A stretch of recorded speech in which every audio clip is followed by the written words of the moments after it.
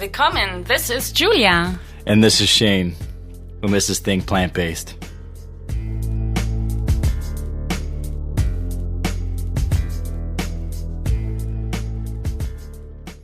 Think Plant-Based. Make sure to check out recipes, health tips, travel tips at www.thinkplantbased.com. And we're officially on iTunes, so please rate and write us a review on iTunes. Write us a review. Give us 2 stars, 3 stars, maybe 5 stars. Let us know. For sure, 5. Yeah, I mean, who would give us 2 stars anyways, right? But yeah, make sure to do that because that's how we get found. Do you know my highlight when I go to Whistler? What's your highlight at Whistler? The snow? No. Well, I actually like the snow, but I wish I'd be into skiing or snowboarding, but that's not what I grew up with back in Germany. Oh, yeah. But I love going to Eds Bred. Eds Bred, and we got them here today. How's it going, guys? Yay! Hi there. Hey, really good. Awesome. My favorite sourdough bread makers in the house. I'm excited. Yeah, right? Thanks for having us on the podcast. Yeah, our Welcome. pleasure. So yeah, tell the listeners a little bit more about what business you guys have. So we have an organic sourdough bread shop in Whistler, just down in Creekside, which is the original village back in the 50s. And it's just at the bottom of the gondola, so really easy to get up to explore the mountains, skiing and snowboarding. It's a micro bakery, so it's organic sourdough bread and some small baked goods like cinnamon buns and some other things, some cookies and things, and coffee. We have an espresso machine as well. Yeah, Right. super good. I always love to go up there. It's so cozy in there, too. You got to get the baguettes at 11, right? Is that right? Oh my goodness, yeah, you know the schedule. Yeah, I know it too well. Baguettes at 11, the fresh bread in the morning, Right, and grab a coffee. So if anyone's ever up there, and of our listeners, definitely go. right. It's And the worth it. cinnamon buns you guys have, and sometimes with raspberries. That's And my the favorite. plant-based whipped cream. Yeah, so we make everything we make in-house. And we like to have, we're very honest in the sense that you can come in and see all the bakers prepping for the next day and baking fresh for that day. So it's kind of it's a sight for all the senses. Yeah, I bet. Must be pretty hard because sourdough takes a long time to make, being a kind of a... It does, yeah.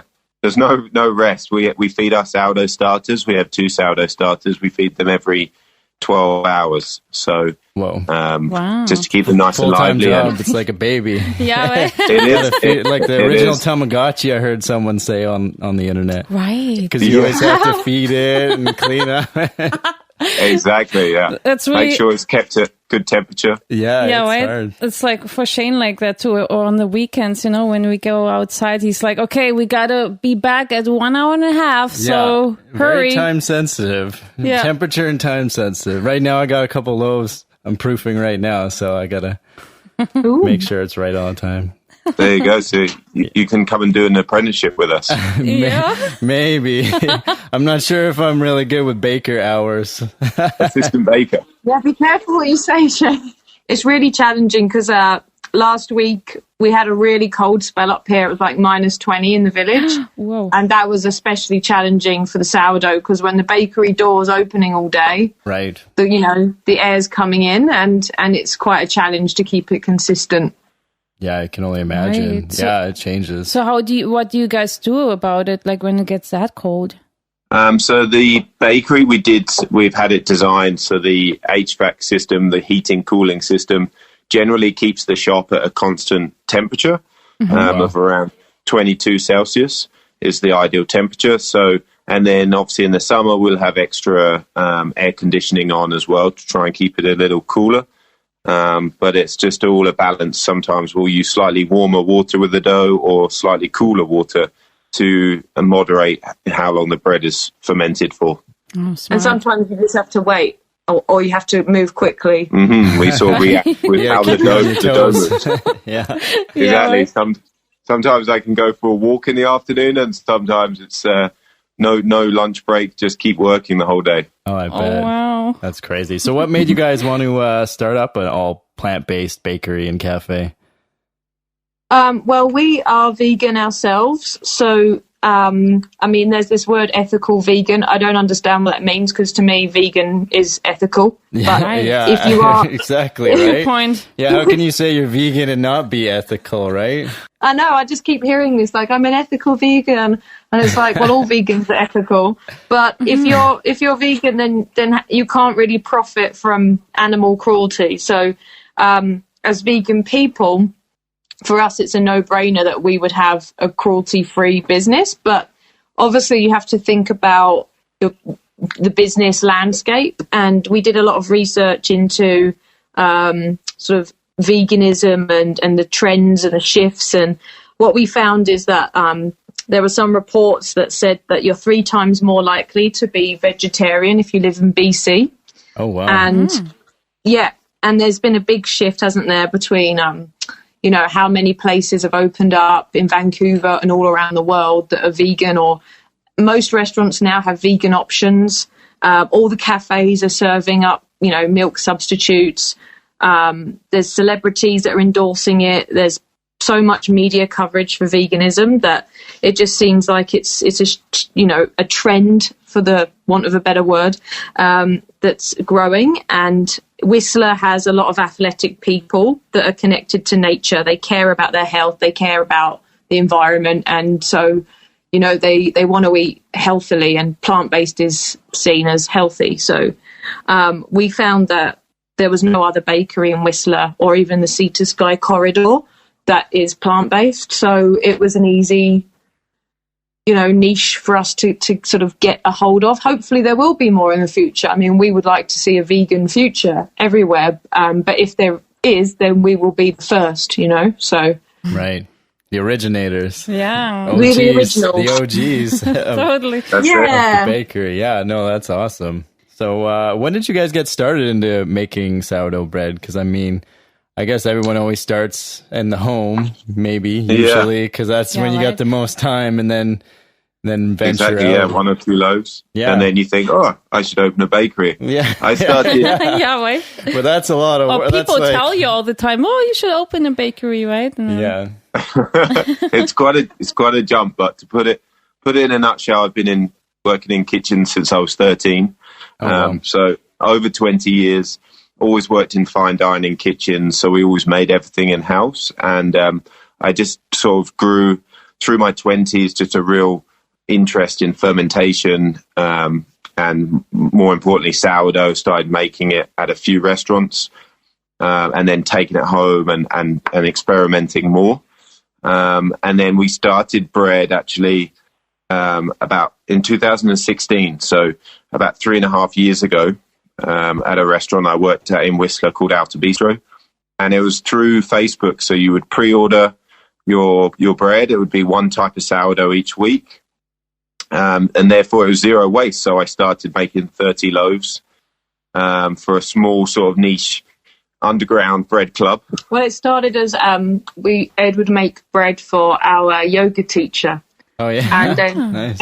and then the studio would smell of fresh bread, and then all the yogis would come, and then they would start smelling it and go, when can we get this bread? When can we start buying this bread? So the initial idea was to make a batch and then sell it at the yoga studio.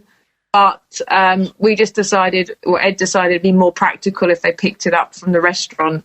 And then I think he made 30 loaves the first time. And it was like, are we going to be able to sell them all? Like, what are we going to do if we don't sell them all? Because it was just to like friends and yoga people. Right. And then within a few weeks, it's like 60 people. And it kept growing. Oh, we should buy more tins. And then I was renting the kitchen because we didn't open for lunch, so I could use their mixer and ovens and things. And within a year, we were up to about 150 loaves. Wow. Every Wednesday, I would make it in the morning and then prove them in the fridge overnight and bake in batches 10 at a time in 2 different ovens. So at opposite ends of the restaurant. It was a steep learning curve, but it really sort of set us up to, after that sort of year or so, we were outgrowing the equipment. The restaurant kind of wanted their sous chef back. And the local paper, The Peak, had done an article, "The Best Bread You've Never Heard Of," and nice. and all the people, we call them the bread OGs. they loved being part of this secret club, and they'd all come and meet up, and then sometimes they'd bump into each other at pickup, and they'd be like, "Oh, you're part of the bread train too?" They'd be like, "Oh yeah, how did you hear about it? How did you get on the program?" You know, and a lot of them still miss those days. They're always saying to us like, "Oh, I remember the good old days when we used to pick it up once a week." Now they can have even more if they want to, right? They just now come they to can your store. and they can choose. Yeah. Yeah, exactly. Because it was one type. It was like I'd just make a sesame sourdough, and that was the option. There was no add-ons or anything like that. And then just change it the next week. I would do a walnut and raisin, and Right. it was like moving market research. We could see, what people's favorites were. They would give me feedback the next week if they liked it, or they thought there was, too much fruit in there, or too much spice. So it was a real eye opener, and really helped us on our journey. Great. I love the variety you guys have, and that you change things up. You have new sweets on the menu because, even when we bake at home, I always like to try new recipes too. For sure. Yeah. Ed's very creative in the kitchen, but it's great if you appreciate that. But some of the customers, they want a consistent schedule. They want, Right. What's the bread next week on Thursday? And I'm like, well, it'll probably be this, this, this. But then Thursday will come around, and Ed's just decided that, no, I'm going to sprout some grains and I'm going to make the other bread. And then people come in and they're like, where's the oat porridge loaf? And I'm like, well, today, Speak to Ed.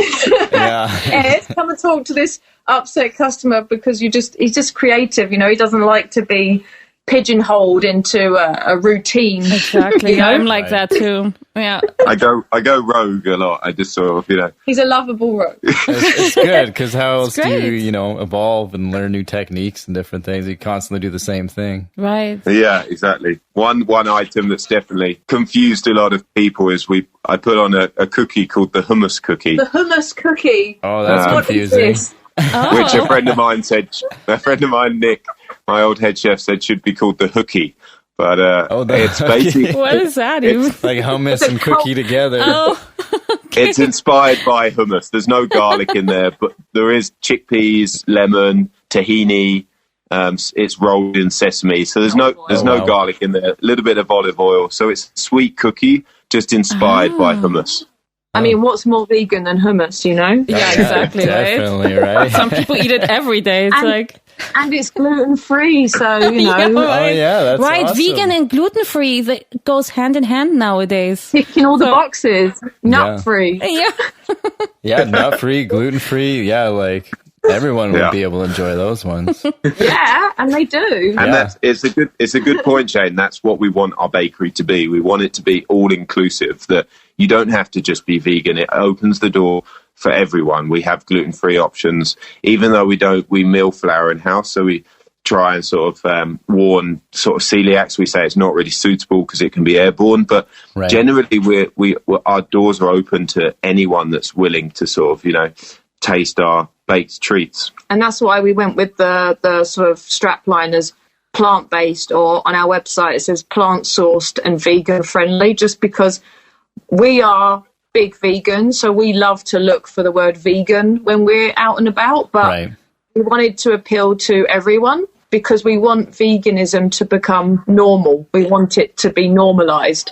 So we've put plant-friendly or plant-sourced as our strapline because people don't have the same sort of fear of that word. It's a lot more inclusive. In fact, some people don't get it at all. They'll stand there and ask for like normal milk or real milk, and I'll be like, we're 100% plant based, and they still, so you don't have any real milk? And I say, well, no, but the oat milk's unreal. Yeah, right. Nice answer.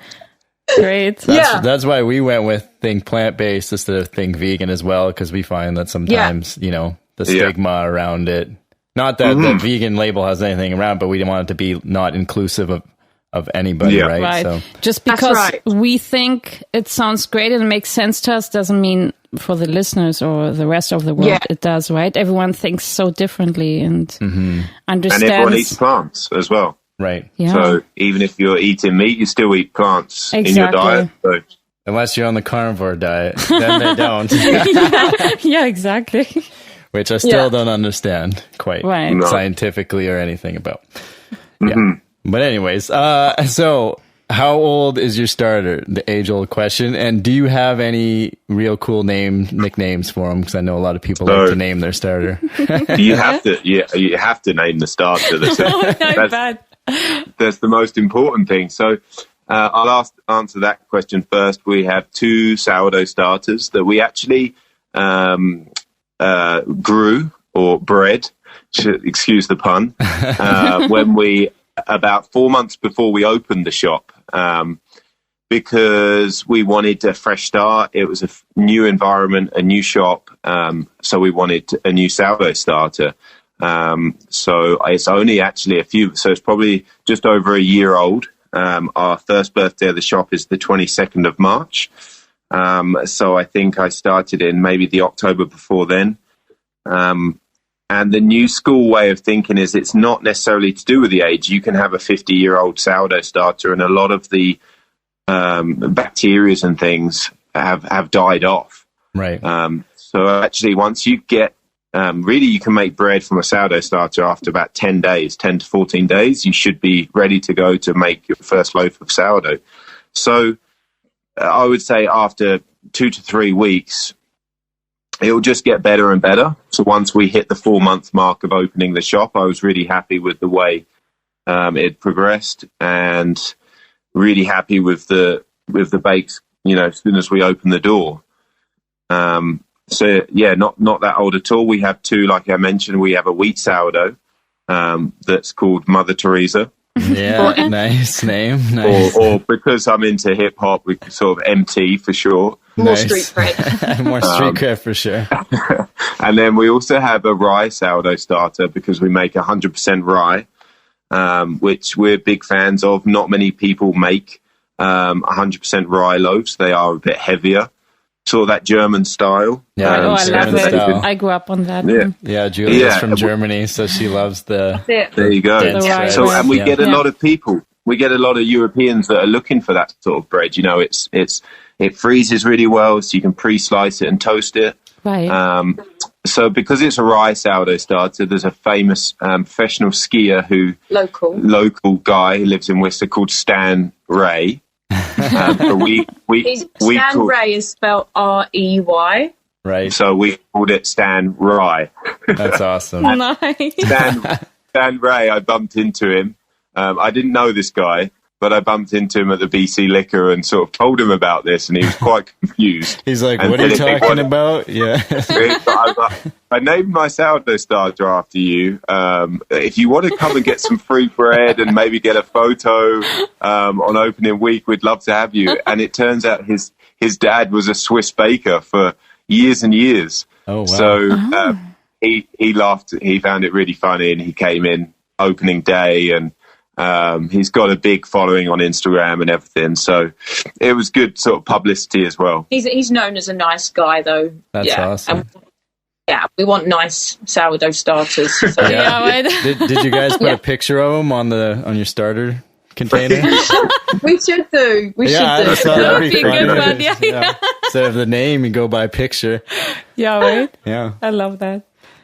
So we've got the 2, but then with potential, I've done. You can change sourdough starters. You can feed them sort of, for example, you can make a chocolate sourdough starter and start feeding it a blend of cocoa powder and flour. You could make a spelt sourdough starter just by changing the feed schedule to, that 100% that flour. We have had interest in people looking for spelt loaves, so that could be something that we do in the future. Right. I love working with spelt. Sprouted spelt's my favorite. It adds such a good flavor to stuff. Like I even put in my pizza dough, and just like that 20-30% sprouted spelt just gives it that really good earthy taste that I just love. Almost like a nutty, right? Yeah, it's like a nutty. It is really nutty. Yeah, it's hard to kind of explain until you have it, unique, but very unique about it. No, the percentages is key. Right. I find that really interesting, the sort of math side of it, and we add 30% to our baguettes actually. So it's 70% bread flour, 30% spelt, and it does give that sort of nutty flavor, and it makes it easy for rolling because it has an elasticity to it. Right. Oh, wow. Cool. That's awesome. So what's your favorite bread you love to make, Ed? Yeah. Well, maybe Natasha should answer this one. Yeah. She could say hers and I could say mine. Sure. Because Natasha does have to taste test all of the breads, obviously. That must be a hard job. Julia does my taste testing too. Yeah. It's I don't know, that question is kind of like when you live in Whistler, it's like, what's your favourite mountain, Whistler or Blackcomb? And it's kind of like, well, isn't it great that we have both? And that's how I feel about the bread. It's like, sometimes I love the rye coated in sunflower seeds. That's one of my favourites for toast, especially. Yeah. But then yesterday, Ed made a sprouted buckwheat country loaf. So it's like a regular country sourdough, but it has little sprouts of buckwheat in it. So it's not the buckwheat flour, but it's like the sprouts through it. The groats. Groats, yeah. So that kind of bread is really delicious and interesting. And then I love like fruity ones like walnut and raisin or walnut and fig. Mm-hmm. That's really good. But you don't want to overdo it with those. You don't want to have those too much. So, yeah, I kind of like the variation. I would say Ed likes making loaves that are freeform rather than tins. Customers are always like, I like the tins because it cuts up well for sandwiches. But for the baker, it's really sad because it doesn't. You don't get such a good crust and crumb on a tin loaf. Right. They're a bit more restricted. I like the wild loaves where you can sort of. It's a bit more skillful. You can you can shake them and you score them. You get a beautiful ear. Or I'm a big fan of sesame on the outside. I love that sort of almost peanut butter flavor. Toasted sesame or toasted sunflower seeds. Definitely. Mm-hmm. Super good. Yeah, you're making me want bread. Yeah, right. I got a sun-dried tomato and caramel olive freeform batons in the proofing right now. Nice, there you go. So we're going to eat that for dinner. Yeah. We'll drive down. That was smart to prepare bread before talking to us. Yeah, right? I thought in lieu that, it only made sense too. I'm trying to speed it up, which is never good with sourdough. So instead of doing like a fridge fermentation, I'm trying to do like a 2-hour proof. Okay. So I'm hoping they still turn out okay. Might not be a sour tasting, but I'm hoping they still will work. It will be tasty. I've never tried it, so I'm going to try it this time.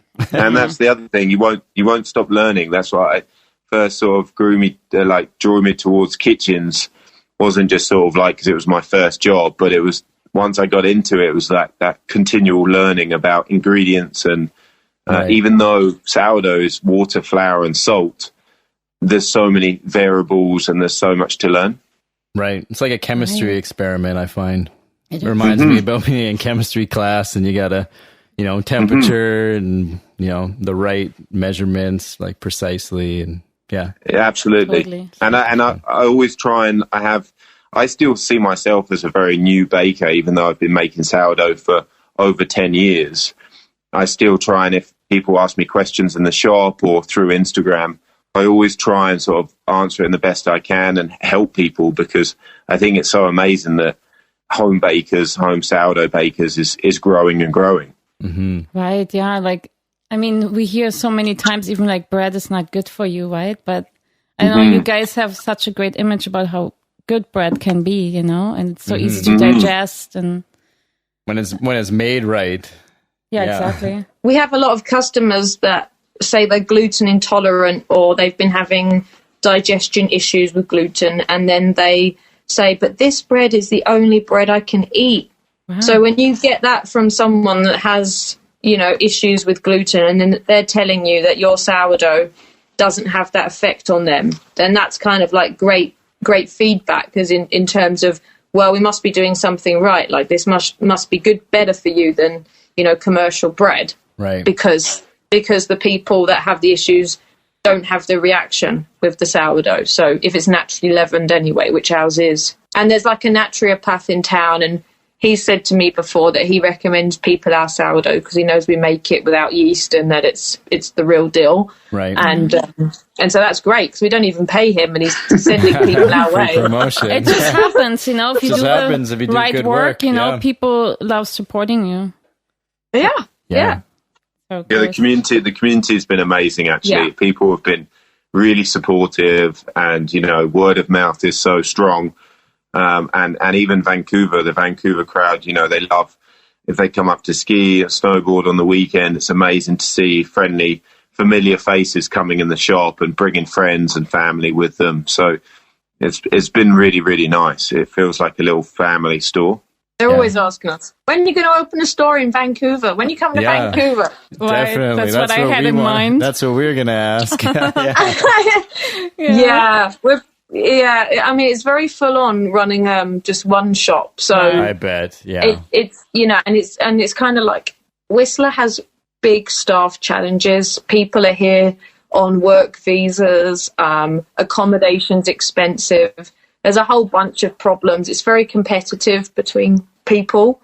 Right. So we kind of like want to make sure we've got a team that like are going to be here for the long haul before we start relocating to Vancouver. But we would love to do, like, with this ideas of doing pop-ups and things like that to bring the awareness from Vancouver to our store here. So we would love to do some pop-ups and some events and things like that in Vancouver. And then sort of, you know, maybe a few years down the road, we can sort of look at that more seriously. Right. Maybe you guys can even just like get a delivery to deliver it on like the same day or something. Mm-hmm. Yeah, exactly. Not even have to like relocate or anything. You just make everything in Whistler and start selling. But that gets my next question. You guys have any future plans? How you want to expand Eds? Try to keep it small. And where can the listeners find you guys? Yeah. Online or in Whistler? So we have got a pop-up that we're in the process of organising right now. So maybe in May, June time, we'll be collaborating with another vegan business in Vancouver and doing a pop-up in their store. I don't want to say who it is yet, just in case it falls through, but there's talk of that. We're keen to do it. I think it's a likely possibility that will happen. Yeah. And Julia Murray is a vegan food blogger and ex-Olympian. So she lives in Whistler, and she is starting the first Whistler Vegan Festival this year. I don't know if you've heard about this. We heard about it. Yeah, we might come up. We'll see. If we you will come up. You have to come up. We will come. We'll try. When is it in again? What date exactly? June 20th. Although it's a 3-day thing, but I think June 20th is like the main day. And again, we're collaborating. It's still being organised, but we're working on collaborating with another Vancouver business that has a product that will place very nicely onto our bread. And then we'll be doing a collaboration stall with them, hopefully in the wine garden. So again, we can't release any confirmed details yet, but that's in the pipeline. And hopefully adding another product range as well to our bread this year as well. So we're working on a new product range, the Vegan Fest, and a pop-up. So lots of things. Busy year. I know we said you guys just trying to sort of always add new items to the menu week by week and take things off. We keep it seasonal, which we feel keeps it interesting for the customer, but also for our staff. You know, they get to sort of, the more enthusiastic they are to talk about these new items and where the ingredients come from, gives them sort of it makes it a more enjoyable workplace. Oh, definitely. Bet. Yeah. Gotta go. And then you got the listeners can find us through our Instagram page, which is Eds _bread, BRED, and also that's linked on our website edsbred.com, and through Facebook as well. Perfect. Yeah, we'll make sure to put them up on the show notes so that everyone can find you. Definitely. And if they want to find us in the flesh, then we're in the bread shop pretty much all the time. You can get the gondola to us. We're at the bottom of Whistler Mountain in Creekside Village, the original village. We're on the Valley Trail system, so you can bike or hike to us. You can get the bus if you want to be sustainable. There's bus stop right outside. Or you can drive, and there is free parking for your electric vehicle as well. Look at that. For the Tesla. So many ways for the Teslas out there, yeah. So many ways to get to you guys. Even like a snowfall can't stop us to get to your place. We're the only bakery in Whistler that you can ski or snowboard to. That's awesome. But please don't bring your ski equipment in store. Yeah, I bet that's probably not going to help with stuff. Yeah. Disclaimer: all skiers must be accompanied by a snowboarder. Yeah. Nice. That's great. Well, you guys are such a great inspiration. Yeah, great team. Yeah, dream team, you know, like you made your dream come true, you know, like by working together, and it's just amazing. And I just see you guys more flourishing and expanding in an amazing way, you know? Mm-hmm. Yeah, I mean, it's been an epic first year. We've blown all of our predictions out the water. We took a loan out from a community funding organization, and they said to us, like, you know, people always over-predict they always over-forecast their numbers, but we actually didn't. So it's like very, very nice to see. So It's very reassuring if anyone out there is thinking about starting a vegan food business. Like, do your market research, make sure you're sort of putting it in the right area for footfall and demand, but essentially, like, don't be put off by making it plant-based, because not only are we doing it plant-based against all odds, but we are in Creekside Village, which we were told many times is a dead zone. Businesses have come and gone out of there for years. Like, no one makes it in Creekside. And, and we just can't believe the first year we've had. It's incredible. So yeah, I think it's always the busiest is your guys' bakery every time it's in there. Yeah. They're right. Yeah, they don't really have October, too much there. Which is like, October was like one of our quiet months. But like right now, it's absolutely cranking 10 hours a day. Wow, you guys make it busy. I think that's why. Yeah, it's you guys. Your local celebrities now. Yeah, exactly. Well, thanks so much for having us on the show. We really appreciate it. Thanks for your time and super fun and talking to us about sourdough. Yeah, my favorite hobby. Totally. What's the name of your starter, Shane? Honestly, I've never named it. I know I should, but I never actually put a name to it because I don't know. Didn't you read me some names and then you said that was a good name? But I can't remember. Tell me like one that was super funny. Which one was that? I can't remember which is. I gotta find a good name. I haven't found a good enough name. I heard a good one before. Clint Eastwood. Clint Eastwood is definitely the number one favorite. Yeah, I probably should call that one, but mine's not as powerful as Clint Eastwood. So, well, next time we see each other, or when we meet each other in person, that's the first question I'm asking you, Shane. Okay, right. I'll think of a name.